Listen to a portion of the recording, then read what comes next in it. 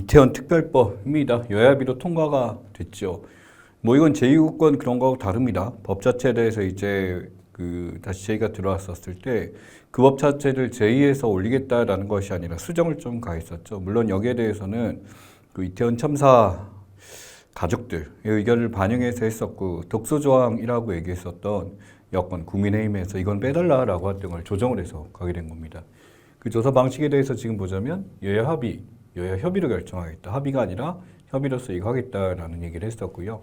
활동에서 바로 이겁니다. 직권조사 권한 조항 삭제. 그래서 직권조사에 대해서 이제 문제가 있었을 때 이걸 다시 한번 조사하겠다라는 것과 압수수색 영장 청구권 조항 삭제. 그래서 관련된 사람들 중에 이제 압수수색을 하는 것에 대해서 이건 독소조항이 될 수 있다 그래서 없앤 것 중에 하나죠. 그러다 보니 다시 한 번입니다만 정말 대단하죠.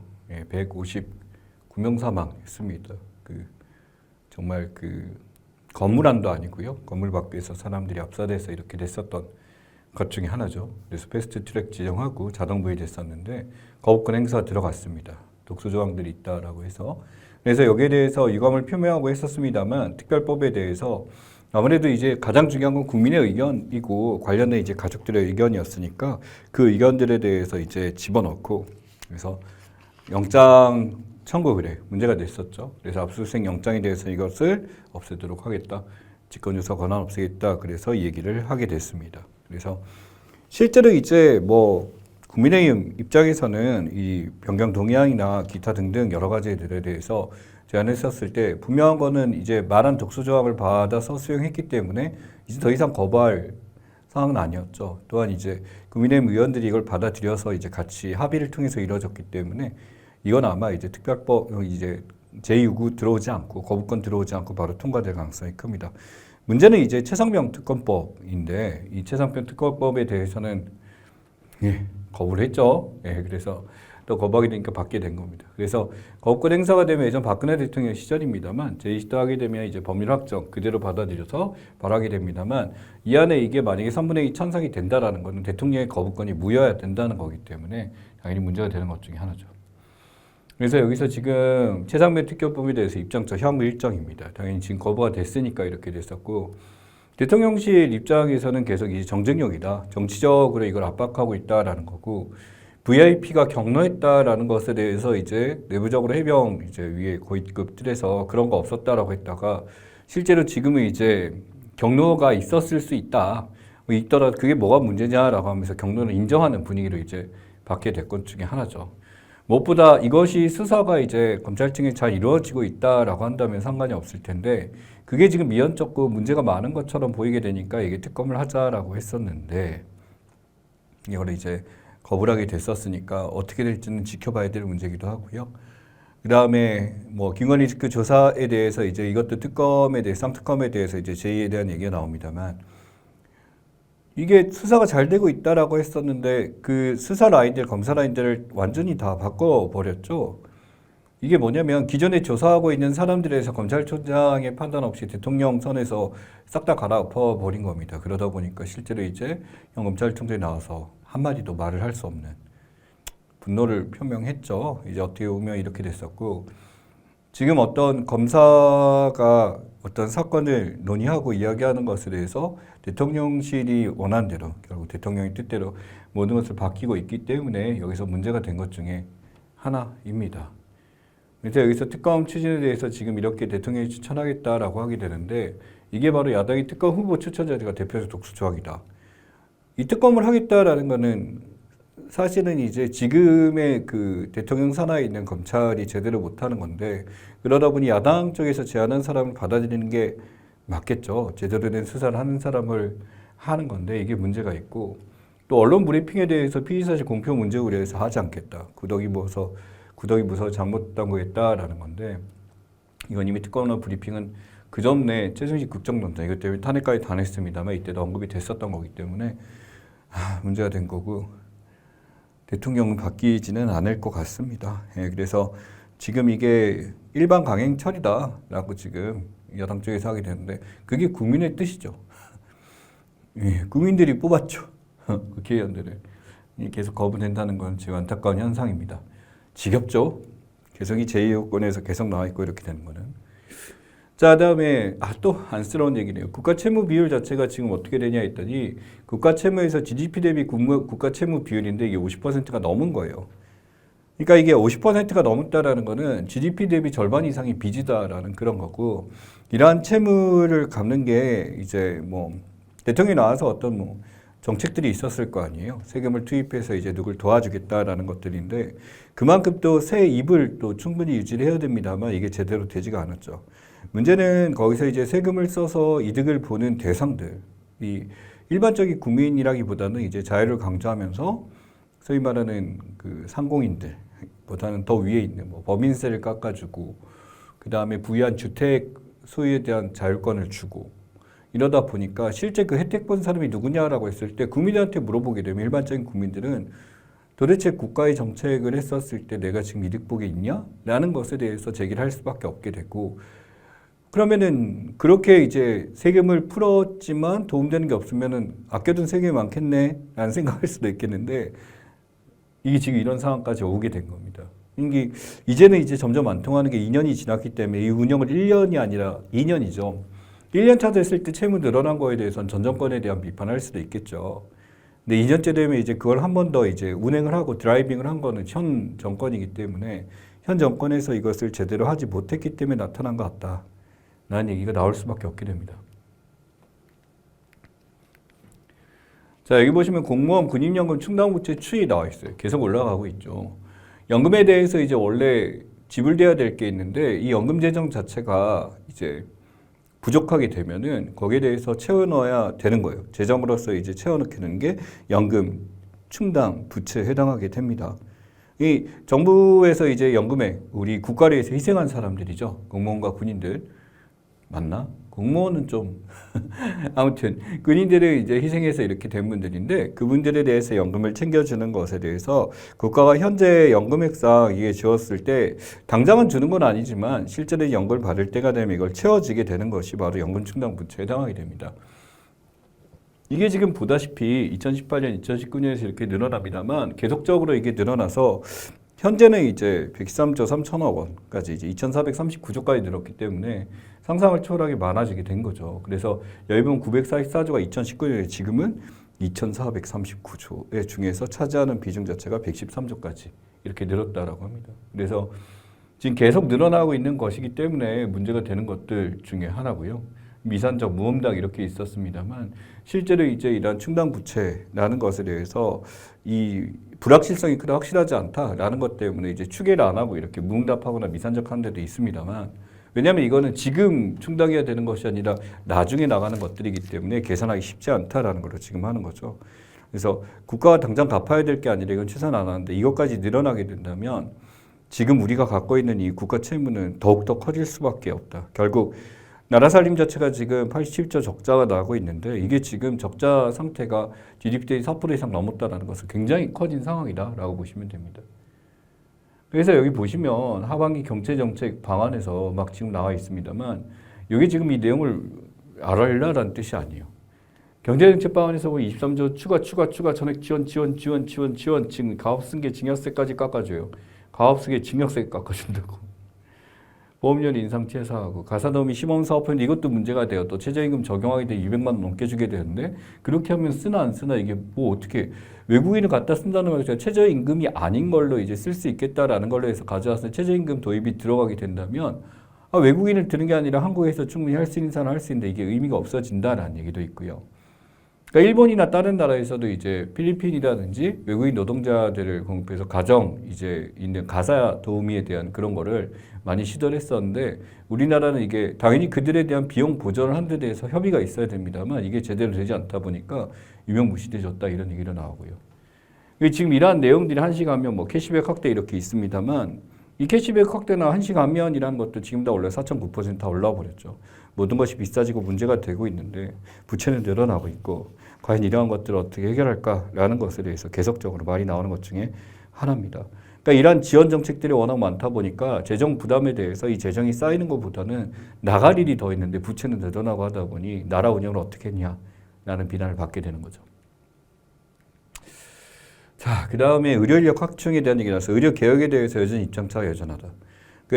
사실 이게 촉발된 게 의료 개혁은 필요합니다만 그 전에 의료 인원들 충당을 위해서 대학교에서 많이 뽑겠다 이것 때문에 거기서 나온 것 중에 하나죠. 충분한 의사 확보 국가에서 얘기하는 겁니다. 교수진 교육과정 인프라인데 이 교수들이 이제 사직 써내고 나온 사람들이 굉장히 많이 있죠. 그러다 보니까 이렇게 되고 배치 운영 구조나 이런 것들에 대해서도 바꾸겠다라고 해서 정말 필요하지만 수가가 낮기 때문에 이제 지원을 잘하지 않는 그런 이제 과들이 존재하기 때문에 뭐 수학과라든지 기타 등등 이제 외과에서 실험 쪽이라든지 이런 쪽들이 많이 있기 때문에 수술하는 외과 쪽이나 이런 쪽이 많이 부족하기 때문에 뭔가 변환이 필요하다. 그래서 장시간근로 번아웃 일상화 너무 오랫동안 이렇게 하게 되는 게 실제 여기 들어가는 인력 자체가 너무나 적게 뽑다 보니까 이렇게 됐다. 그러니 의대 인원 충원에 대해서는 아마 국민들한테 물어봤을 때 이게 잘못됐다라고 얘기하는 사람은 거의 없을 거예요. 근데 기존에는 의사들이 여기서 반발을 했었던 거죠. 또 지역의료 역량, 실내 저하 그래서 바로 뭐냐면 전부 다 서울 쪽으로 이렇게 수도권으로 오고 있습니다만 의사들이 당연히 돈도 많이 벌 수 이쪽에 몰리다 보니까 지역의료, 지방의료가 굉장히 다운되기 때문에 이런 것들을 올릴 수 있는 방안이 필요하다.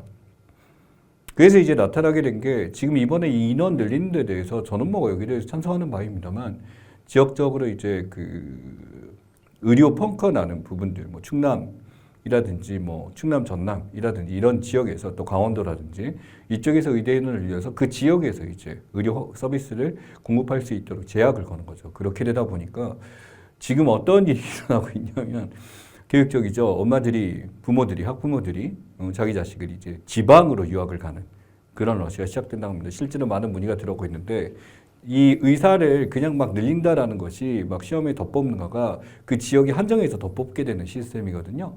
그러다 보니까 이제 지방에 가게 되면 의사들이 이전에 많이 뽑기 때문에 기회가 더 많아지게 되는 거고 실제 그냥 정상적으로 경쟁을 하면 도저히 할 수 없는 의사를 지방에서 한정지으면 할 수 있다 보니까 이제 공부는 잘하지만 의사까지 하기 힘든 초상위권이 아닌 친구들의 학부모들이 아이들을 데리고 지방으로 가게 돼서 시험을 보는 일까지 늘어난다라고 합니다.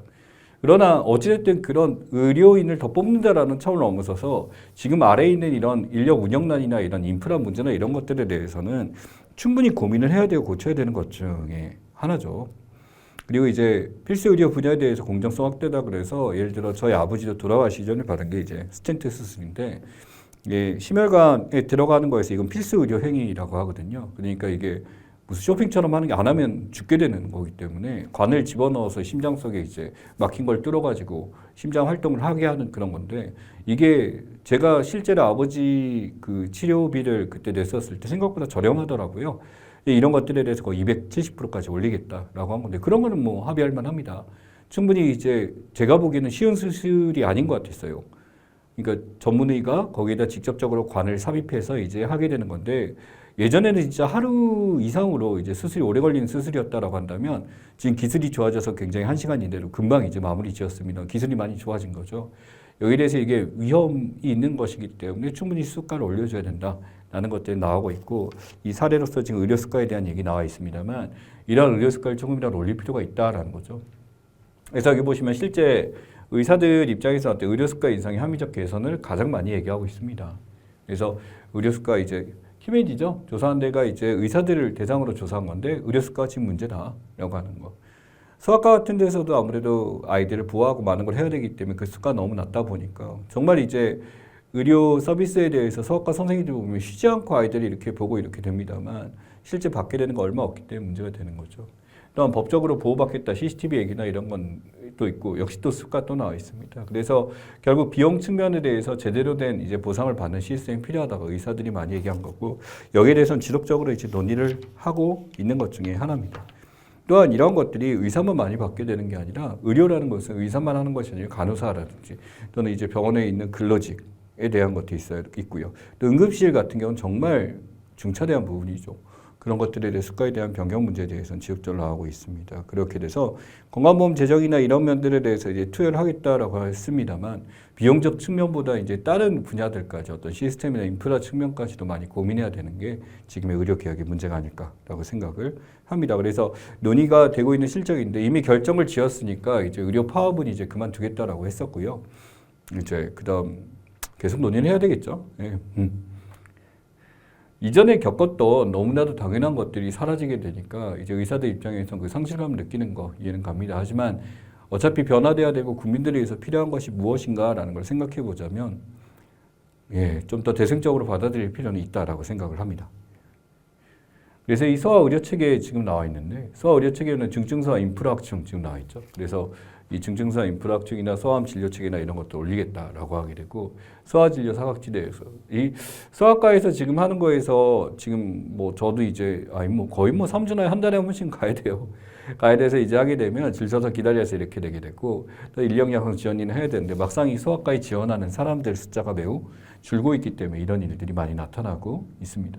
그래서 이런 소아과뿐만 아니라 다른 부분에 대해서도 정말 필수 의료 영역에 대해서는 지금 바꿀 필요가 있다라는 거고 그리고 신생아와 관련된 통합치료나 이런 특히 소아외과 시술 같은 게 굉장히 수가가 낮대요. 그래서 아이들 같은 경우 이 수술하는 것 자체가 일반 성인 수술과 완전히 다른 영역이기 때문에 이런 것들에 대한 좀 더 이제 지원이 있지 않은 이상 이 소아과를 함부로 이제 가지 않으려는 이제 의대생들이죠. 의대생들이 지원하지 않는 경우가 있으니까 이걸 좀 바꿀 필요가 있겠다라고 생각을 합니다. 자, 미 기준금리 추이가 있습니다만 이 3.5 동결되다 보니까 실제 격차 2%포인트 지금 나타나 있죠. 계속적으로 나타나 있는데 지금 물가 자체가 굉장히 비싸고 환율 불안이 있습니다만 여기에서 이제 미국에서 동결하겠다라고 했어요. 동결하겠다라고 한다면 환율이라는 거에 대해서 얘네가 돈을 좀 더 이제 높여갖고 하게 되면 환율이 더 오를 뻔했습니다만 이제 우리나라가 여기서 또 갭을 늘릴 수밖에 없는 게 금리 인하를 할 것 같아요. 그러다 보니까 이제 미국 입장에서 이제 사실은 이제 2%까지도 안 갈 것 같다. 인플레이션에 대해서. 그래서 굳이 금리 인상에 대한 기조를 가지지 않겠다라고 얘기해 버렸기 때문에 당연히 우리 한국은행에서도 똑같이 이제 움직일 수밖에 없게 되고 이 동결을 할 것 같다라는 거고 조만간 우리나라가 미국보다 먼저 금리 인하를 단행할 것 같습니다. 근데 금리 인하가 되게 되면 당연히 알겠죠. 금리 인하 되게 되면 돈의 가치, 돈을 빌릴 수 있는 게 굉장히 쉬워지게 되니까 돈이 많이 풀리죠. 물가가 올라가게 됩니다. 그러다 보니 이걸 물가를 잡지 못하고 이렇게 되면 굉장히 문제가 된다라는 거죠. 사실은 이게 전쟁 때문에 휘발유 가격이 올렸다가 휘발유 가격이 어느 정도 안정세를 가져오기 때문에 이게 지금 어느 정도 잡혔다라는 건데 또 세상이 어떻게 바뀔지는 모르죠. 만약 유가가 $100 이상으로 올라간다라고 하게 된다면 이거는 절대 인하를 못하죠. 물가가 이제 엄청나게 올라가고 생산도 힘들어지게 되니까라는 거죠. 근데 지금 뭐 이란이나 이라크의 어떤 사태나 이란에서 마치 참전해서 하마스 쪽에 이제 협박을 하게 된 거나 또 다른 이제 전쟁 분위기가 가열되기 시작한다면 유가는 또 인상이 될 거고 이렇게 되게 되면 더 큰 또 문제가 나타날 수 있기 때문에 사실은 이 금리와 관련해서는 굉장히 민감한 문제고 세계 시장을 다 읽어야 되기 때문에 이건 정부의 탓이로 한정 짓기보다는 워낙 세계 시장 자체가 급변하는 상황에서 굉장히 민감해야 될 부분이다라고 생각을 합니다. 이제 양적 긴축에 대한 얘기를 합니다만 이 긴축이죠. 긴축이라는 것은 이제 조금 더 이제 세금이나 이걸 반대대해서 돈을 걷어들이겠다라는 걸로 지금 나타나는 겁니다. 양적 완화라는 것은 돈을 풀어서 경제를 활성화시키겠다라는 건데 코로나 시절에 워낙 이제 다운되다 보니까 이제 그것을 막기 위해서 했었다라고 한다면 지금 이런 양적 긴축을 통해서 잡겠다라는 것들이 있는 거죠. 그러니 이게 경기 과열이나 물가 상승이 있었을 때 이런 긴축을 통해서 이제 하게 되는 것 중에 하나고요. 실제 이제 뭐 작은 매입이나 같은 매입 규모를 줄이는 테이퍼링보다도 훨씬 더 이제 강력한 것 중에 하나이기 때문에 물가를 잡겠다라는 게 많이 나타나고 있습니다. 그래서 양적 기준에 대해서 지금 대차대조표 축소 시약 적절하다 이런 식으로 나오면서 긴축을 하겠다라는 얘기를 계속 꺼내고 있습니다. 한국은행 기준금리 결정 전망에 대해서 지금 전체적으로 볼 때 동결되고 만장일치로 전체 증권사에 다 예상하고 있어요. 그러니까 금리 인하 지금 언제가 될 거냐인데 사실은 뭐 이번 2분기 때 될 거다라고 보는 NH나 이런 데도 있었습니다만 내년 3분기, 4분기라고 해서 보통 이쪽으로 아래쪽에 지금 얘기가 맞게 되는 이쪽으로 오고 있죠. 그래서 하반기 때는 그래도 이날 한번 가게 될 것 같다라고 예측을 하고 있습니다. 자, 휘발유 가격인데 1648에서 지금 뭐 제가 얼마 전에 넣은 거는 이제 뭐 1599원이거든요. 싸죠. 예, 싸다는 게 이게 기준치가 있고요. 평균가가 있고요. 이 당연히 이제 검색을 해서 싼 데를 찾을 수 있으니까 그렇게 갑니다. 낮은 쪽에 가서 이렇게 넣게 되는데 지금 소위 말하는 이제 이르세에 대해서 지금 이제 막 올라갈 것 같아 보니까 물가에 굉장히 다이렉트로 미치다 보니까 이 휘발유 가격이나 이런 것들은 굉장히 국가에서 신경 쓰고 있는 것 중에 하나입니다.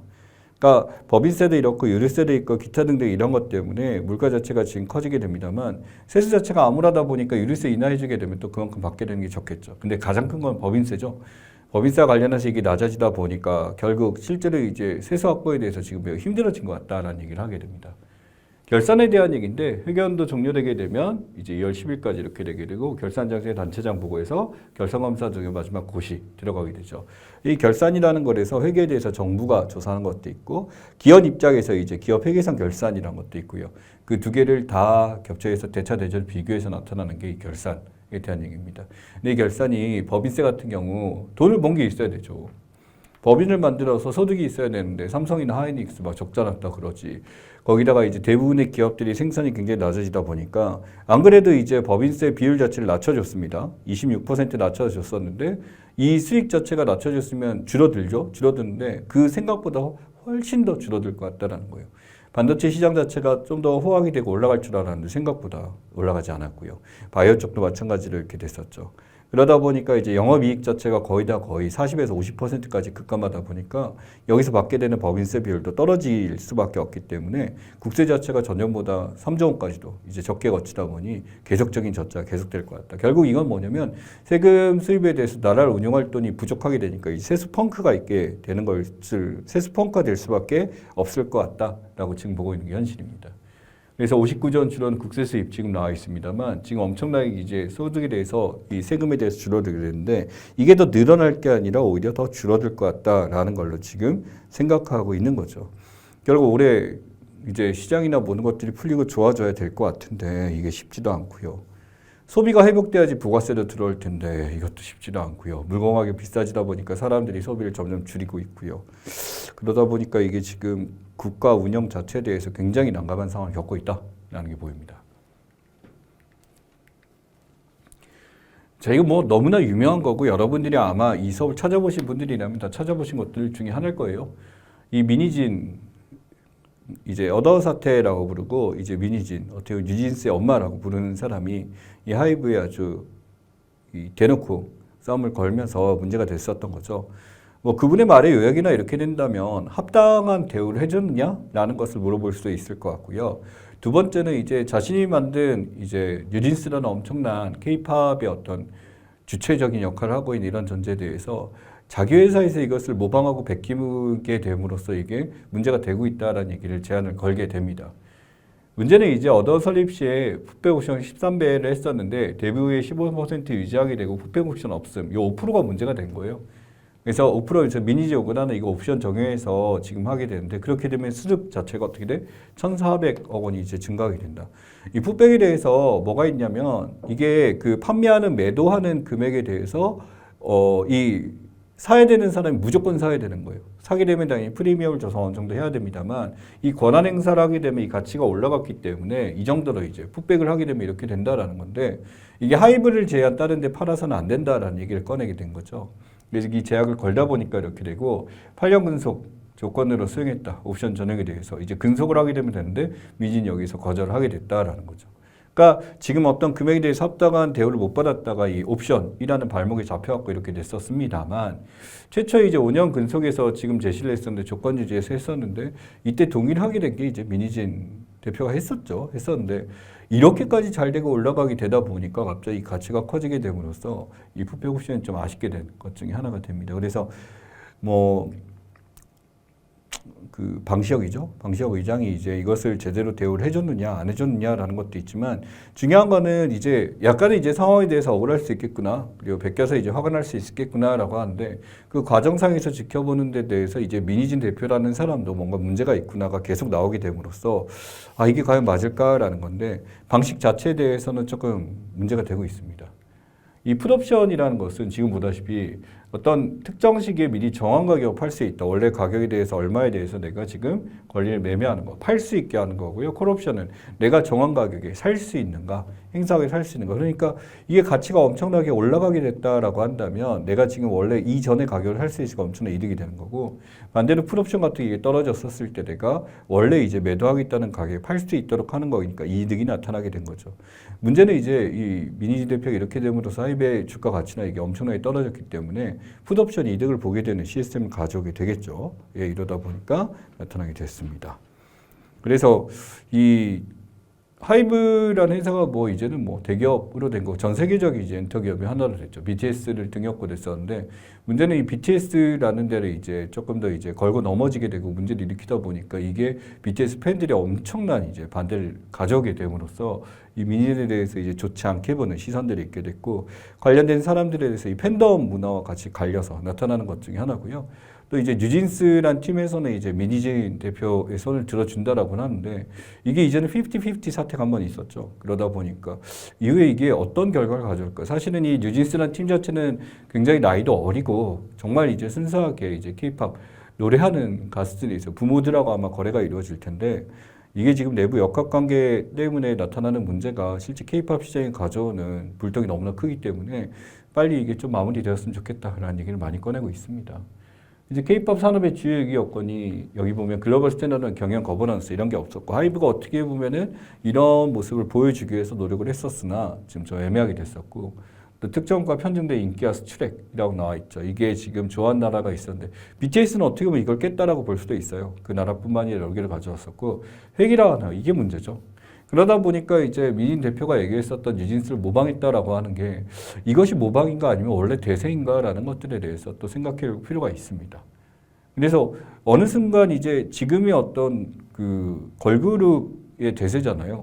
이제 아이들한테 물어보니까 요새 누가 남도를 좋아하냐라고 하더라고요.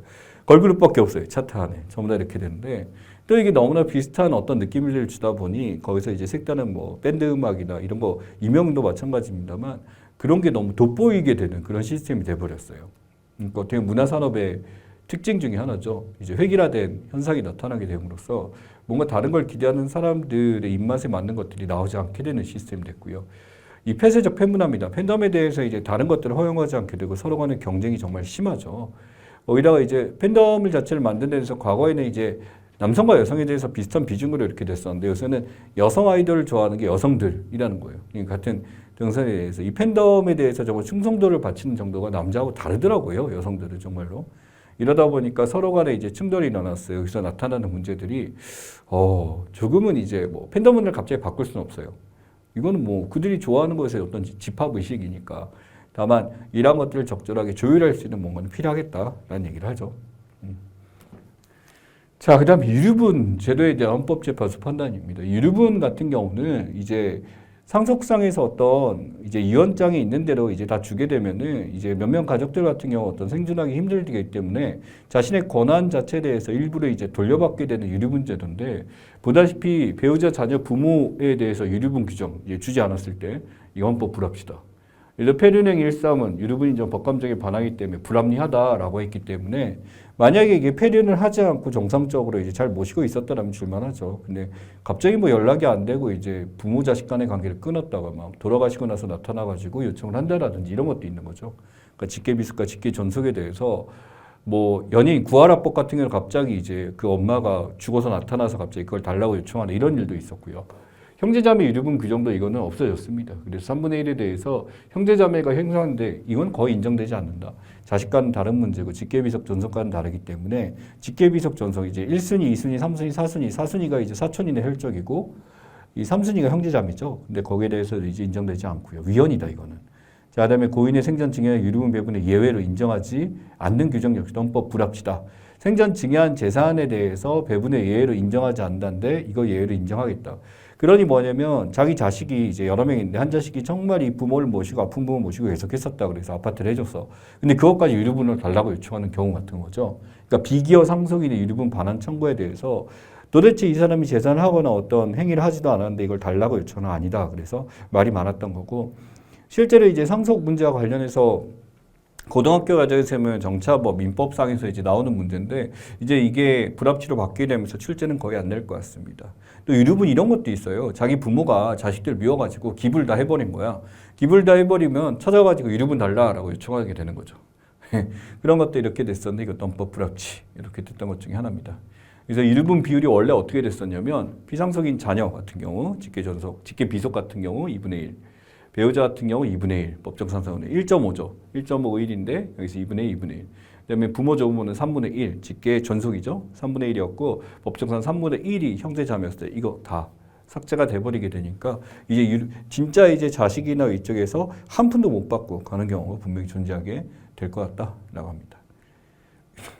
세해 제도 같은 거 보면은 독일 같은 경우 이름은 권리자, 형제자매 조음은 없고 관련 제도에서 이름은 박탈이라는 게 분명히 존재한다. 폐리나 문제를 일으켰을 때. 존속 없고 이제 부모에 대해서 없는데 자식한테만 하게 되는 거. 솔직히 자식 중에 굉장히 어리거나 또는 이제 이혼을 해가지고 여기 그런 거 많잖아요. 이혼을 많이 하니까. 그래서 그 상신의 감축 같은 것들 존재하고 사전 포기제도. 왜냐면 상속이라는 게 돈만 가는 게 아니죠. 이제 빚도 가죠. 빚도 가니까 이게 포기에 대해서 이렇게 있는 거고 형제자매 지금 없고 직계 존속 형제자매 전부 다 없다. 보다 보니 공통적으로 직계 비속에 대한 유료분에 대해서 어느 정도 인정하게 되는 거고 자녀 완전 배제 가능이 있습니다. 유료분에 대해서 혼인기간 정도에서. 그래서 포기 혼전계약인데 이건 뭐냐면 결혼을 하게 되고 이제 이혼하고 재혼하고 이렇게 됐을 때 자식이 많은 경우도 존재하니까 이렇게 되는 것 중에 하나입니다. 자, 대통령식 조정 개편 지금 나와 있습니다만 대통령에 대해서 지금 막 결국에 이제 민정수석 뭐가 필요하다가 민정수석 다시 올리게 됐죠. 바꿔야 됐습니다. 그 민정수석이 부활이 되게 됨으로써 이게 5월 7일 신설돼서 이제 하나의 특징이 되고요. 또 민정비서관에 갖고 이렇게 있습니다만 이 민정수석이란 존재가 이제 무엇인가?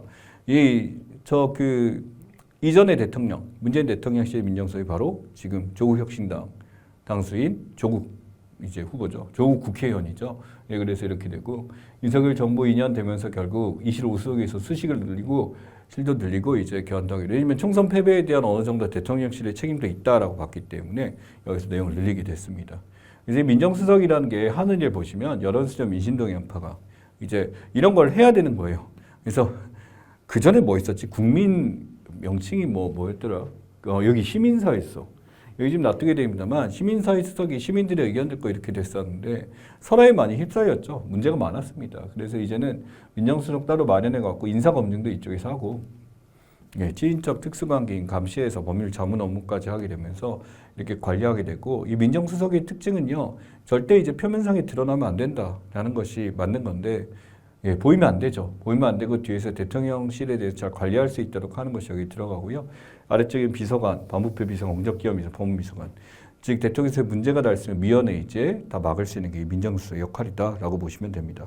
그래서 폐지에 대해서 번복을 했어요. 말 안 지키게 된 거고 이걸 바꿔야 되는데 결국 이게 지금 뭐까지 연관되냐면 이 김건희 여사 특별법 이것을 막기 위해서 임방음하고 검찰 쪽에 어떤 조정을 가하기 위해서 이렇게 됐었다라는 말들이 있습니다. 애초에 이 민정수석이란 거에 대해서 이 어떤 사정기관 통제나 중앙집권전 대통령실을 강화시키는 데 하기 때문에 좋지 않다 말을 했었는데 이게 또 갑자기 뒤바뀌어서 만들겠다라고 하게 되니까 지금 대통령실이 제대로 조정이 안 되고 하다 보니 이런 식으로 가게 된 게 아닌가 싶어요. 이제 이번에 된 민정수석 프로필인데 보다 서울대 법학과 출신이 누구예요? 또 검사입니다. 검찰 가족이죠. 예, 검사입니다. 예. 이 누구? 윤석열 대통령의 또 오른팔이죠. 그러니까 윤석열 라인입니다. 라인이 돼서 이렇게 되다 보니까 지금 또 이렇게 민정수석을 뽑게 되는데 이거 민정수석 같은 경우는 뭐 청문회 하는 게 아니에요. 대통령이 자기 뽑아서 하다 보니까 이렇게 됩니다만 민심청취 부활이 목적입니다만 오히려 검찰에 대해서 자기 걸로 이제 확실히 잡지 않을까라는 것 또는 가족들 사법을 구하기 위해서인가 아닌가라는 말이 왕왕 돌고 있습니다라고 하는 거. 그렇게 돌고 있습니다. 예. 자, 그 다음에 전 세계 장기 집권자 재임기간 나와 있죠. 쿠바, 대만, 북한, 리비아 지금 나왔는데 김일성 40명, 오이씨, 이름이 올라와 있어요. 지금 살아있는 사람 중에서도 이제 뭐 40이냐 이렇게 될 수 있는 과거에 이렇게 오래 했었던 사람들이 있습니다만 바로 이 푸틴이 이제 장기 집권되면서 20년 이상 지금 차례하게 되는 것. 또 트리키에 대통령도 이제 계속 올라가게 됨으로써 트리키에 대통령 바뀌었죠. 바뀌다 보니까 이제 바뀌게 됐었는데 푸틴이 이제 집권 오기고 이제 시진핑 같은 경우도 이제 계속적으로 하고 있고 하게 됩니다. 그러니 강한 일본, 앞에 강한 러시아, 시진핑 지금 이런데 뭐 지금 대통령 우린 임기니까 바뀌었는데 예, 같고요. 트럼프 같은 경우도 이번에 재선 다시 하게 되면 다시 또 하게 되는데 강한 우선이에요. 강력한. 그러니까 완전히 강성 형태로 이렇게 나가다 보니까 결국 이렇게 집권이 길어진다라는 것은 뭐냐면 서방 쪽에 이렇게 강력하고 완전히 극보수적인 이제 세력들이 계속 차지하게 된다라는 거예요. 어떤 좌우 간의 현실주의를 보여주는 사례라고 볼 수가 있죠. 너무나도 강력하게 이걸 잡겠다라는 건데 이게 바로 스트롱맨의 사례들입니다. 강한 남자, 스트롱맨. 그러니까 권위주의적 성향 전후하고 군사정권 지도자 같은 성향이 있어서 어떤 좌우의 이익에 대해서 철저하게 생각하기 때문에 세계평화 그런 거 신경도 안 쓰는 사람들에 대한 사례예요. 이 도널드 트럼프 대통령이 어떤 사례를 보여줬고 지금 보게 되면 이렇게 되고 사실 아베 밑에 있었던 기시다가 된 것도 사실은 거의 이 스트롱머의 정권을 그대로 이제 이어받고자 해서 했었습니다만 기시다 자체가 약하기 때문에 지지율이 엄청나게 떨어졌죠. 그러다 보니까 이게 변화가 오게 됐습니다만 이게 스트롱머의 사례입니다. 그래서 실제로 메르단 대통령인데 이스탄불, 터키에서도 지금 시장에서 총선이죠. 총선하고 지방선거에서 이제 참패를 하게 되면서 받게 됐어요. 바로 뭐냐면 지금 이제 시장 자체에 대해서 지지 자체가 에르도안 대통령 라인이 안 뽑아주게 됨으로써 지금 어떻게 보면 이게 그 우리나라에 있는 야당이 이제 득세를 하게 된 사례가 된 거죠. 그러다 보니까 이런 대선이나 이런 것들의 일정을 바꾸고자 하게 되고 대통령을 떨어뜨리고자 지금 받고 있습니다. 즉 튀르키예나 이쪽에서 이렇게 됐었는데 결국 이제 강력한 선거에 대해서 종언을 구하는 튀르키예 같은 나라도 있지만 푸틴처럼 여전히 이제 이것을 가져가고자 장기 집권을 자리를 잡는 사람들도 있다라는 거 기억하시면 좋겠습니다. 자, 잠시 쉬었다가 15위 진행하도록 하겠습니다.